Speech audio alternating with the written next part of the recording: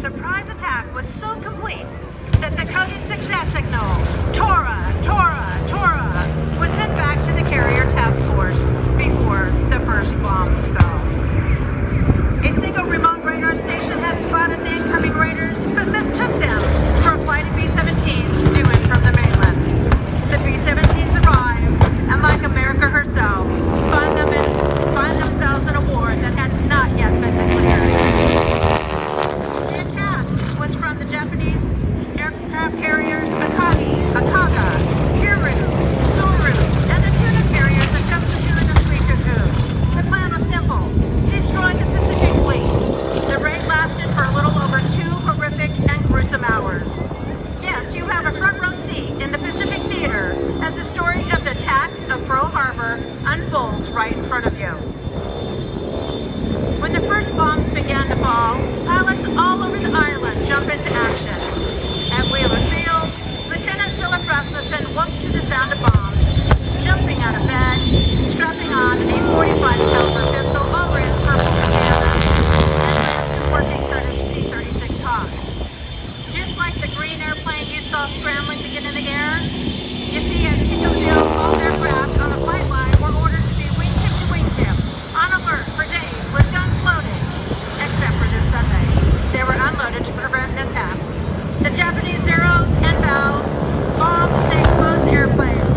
Most of them were on fire or destroyed, except for a couple P-36 Hawks. Rasmussen was joined by 4 more pilots: Lewis Sanders, Harry Brown, Gordon Sterling, and Malcolm Whitecourt. The Hawks engaged the attacking Japanese and managed to shoot down a few of their Zeros, Bows, and Capes. The number of enemy aircraft were incredibly overwhelming. Meanwhile, elsewhere on the island, Kenneth Taylor and George Welsh were just returning from an all-night dinner, dance, and poker party. These brave pilots, still in their formal dress clothes, raced to a couple P-40 Warhawks, got them fueled and armed, and took off. They quickly found themselves in the middle of a real battle. There goes the P-36 Hawk, chasing after Zero. These 2 pilots caught up with the Japanese close to Pearl Harbor and Hickam Field, and engaged the Zeros, Bows, and Capes with rounds of their However, they quickly ran out of ammunition. Luckily, they were able to land at Wheeler Field, which is near the center of the island. They refueled and reloaded with 30 and 50 caliber ammo and took off once again to fight the Japanese.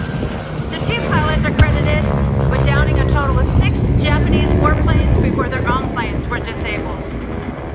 Both pilots received a Distinguished Service Cross for their actions that infamous day. A total of 502 U.S. airplanes were on the ground in the past.